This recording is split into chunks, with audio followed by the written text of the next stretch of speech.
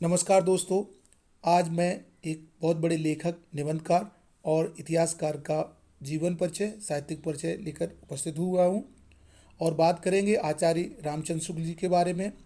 शुक्ल जी का जन्म कहाँ हुआ, कब हुआ, कौन कौन सी उनकी रचनाएं हैं, हिंदी साहित्य को क्या देन है, उनका देहांत कब हुआ, सारी चीज़ों पर बात करें। इससे पहले यदि आप इस चैनल पर नए हैं और आपने चैनल को सब्सक्राइब नहीं किया तो मेरा निवेदन है कि चैनल को सब्सक्राइब कर लें और साथ में बेल आइकन को भी प्रेस करें और अच्छा लगे तो लाइक कर दें और शेयर भी कर दें। तो मित्रों, अब बात करते हैं रामचंद्र जी के शुक्ल जी के बारे में।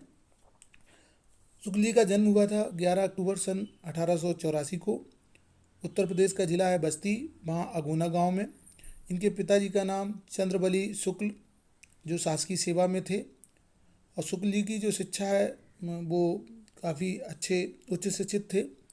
उन्होंने मिर्ज़ापुर के मिशन स्कूल में ड्राइंग के शिक्षक की नौकरी की और लेख भी लिखे उन्होंने पत्रिकाओं में, जिनमें नागरी प्रचारणी सभा और वाराणसी द्वारा हिंदी शब्द सागर शब्दकोश के निर्माण में कार्य भी इन्होंने प्रारंभ किया।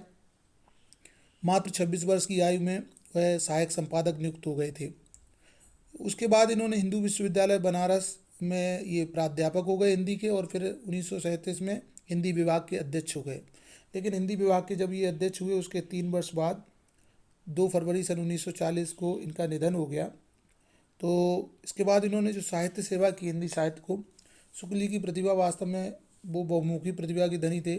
वे कवि, निबंधकार, आलोचक, संपादक और अनुवादक, उनका अनेक स्वरूप हमारे सामने आता है। इन्होंने हिंदी शब्द सागर और नागरी प्रचारणी पत्रिका का संपादन किया। उन्होंने अपने साहित्यिक जीवन में हिंदी को उच्च कोटि के निबंध, वैज्ञानिक समालोचनाएं, साहित्यिक ग्रंथ और सरल कविताएं भी प्रदान की। शुक्ल जी हिंदी में समालोचना और निबंध कला का उच्च आदर्श स्थापित करने वाले साहित्यकार रहे हैं।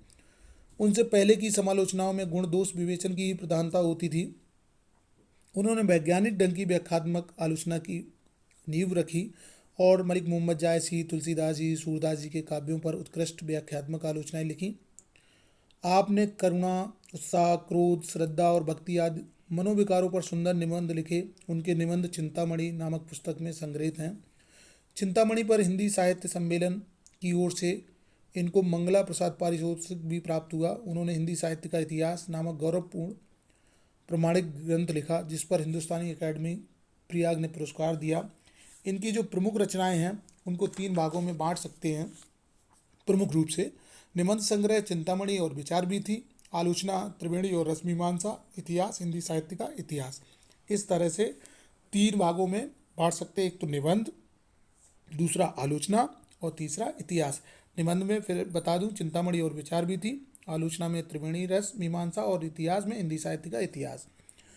साहित्य के समस्त क्षेत्रों को छूने वाली शुक्ल जी की प्रतिभा समालोचना और निबंध के क्षेत्र में भी प्रखरता के साथ परिलक्षित हुई है।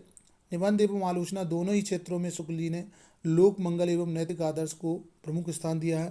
निबंध रचना के क्षेत्र में उन्होंने सामाजिक उपयोगिता से संबंधित मानव मनोभावों पर सुंदर लेख लिखे हैं। शुक्ल जी में मनोभावों संबंधी निबंधों के साथ ही समीक्षात्मक और सैद्धांतिक निबंधों की भी उनके द्वारा रचना की गई। आचार्य रामचंद्र शुक्ल जी की भाषा जो है वो बड़ी परिष्कृत, प्रौढ़ एवं साहित्यिक खड़ी बोली है। इस भाषा में सौष्ठव है तथा उसमें गंभीर विवेचन की अपूर्व शक्ति है। शुक्ल जी की भाषा में व्यर्थ का शब्द आडंबर कहीं नहीं मिलता। भाव और विषय के अनुकूल होने के कारण वह सर्वथा सजीव और स्वाभाविक है। गूढ़ विषयों के प्रतिपादन में भाषा थोड़ी क्लिष्ट जरूर हो गई है। उसमें संस्कृत के तत्सम शब्दों की भी बहुलता हो गई है। वाक्य विन्यास भी कुछ लंबे हैं। सामान्य विचारों के विवेचन में भाषा सरल एवं व्यवहारिक है। पर एक बहुत बड़ी विशेषता है इनकी भाषा की कि भाषा में कसावट बहुत है। कहावतों और मुहावरों के प्रयोग में से उसमें सरसता भी आ जाती है बहुत सारी जगह पर। लेकिन कहीं कहीं इनकी भाषा बहुत सूक्तिमय हो गई है। जैसे एक उदाहरण मिलता है इनका, क्रोध नामक निबंध में एक पंक्ति आती है, बैर क्रोध का आचार्य मुरब्बा है। तो ऐसा लगता है ये सूक्ति ही बन गई है। तो इस तरह से कह सकते हैं कि भाषा परिष्कृत, प्रौढ़ एवं साहित्य की खड़ी बोली है। व्यर्थ का शब्द आडंबर नहीं है। और भाषा कठिन हुई है तो कठिन होने का कारण विषय की गंभीरता भी है। इसके बाद बात करते हैं शुक्ल जी की शैली की साहित्य शैली। शुक्ल जी अपनी शैली के स्वयं निर्माता। उनकी शैली समास के रूप में प्रारंभ होकर व्यास शैली के रूप में समाप्त होती है। कह सकते हैं कि विचार को सूत्र रूप में कहकर फिर उसकी व्याख्या कर देते हैं वह।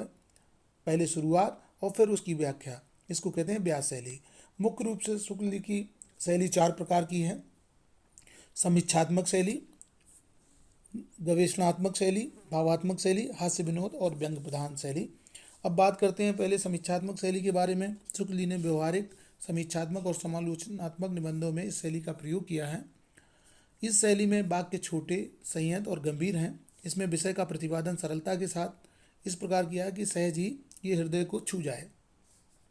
गवेषणात्मक नाम से ही स्पष्ट है कि अनुसंधान परक और सैद्धांतिक समीक्षा संबंधी जो तथा तथ्यों के विश्लेषण निरूपण में शुक्ल जी ने इस शैली का प्रयोग किया है। यह शैली गंभीर और कुछ सीमा तक कठिन भी है। शब्द विन्यास भी क्लिष्ट और वाक्य विन्यास भी जटिल है। यह शैली सामान्य पाठकों के लिए थोड़ी कठिन पड़ती है। और फिर भावात्मक शैली के बारे में बात करें कि वाक्य छोटे भी हैं, बड़े भी हैं और भाषा कुछ अलंकारिक है और भावनाओं का धारा प्रवाह रूप इस शैली में देख सकते हैं। हास्य विनोद प्रधान शैली जो है, इसके दर्शन मनोविकारों और समीक्षात्मक निबंधों में यत्र तत्र ही होते हैं, क्योंकि हास्य और व्यंग शुक्ल जी के निबंधों का मुख्य विषय नहीं है। हम जानते हैं कि उनके विषय गंभीर और चिंतन प्रधान हैं, फिर भी इस शैली के प्रयोग से निबंधों में रोचकता जरूर आ गई है।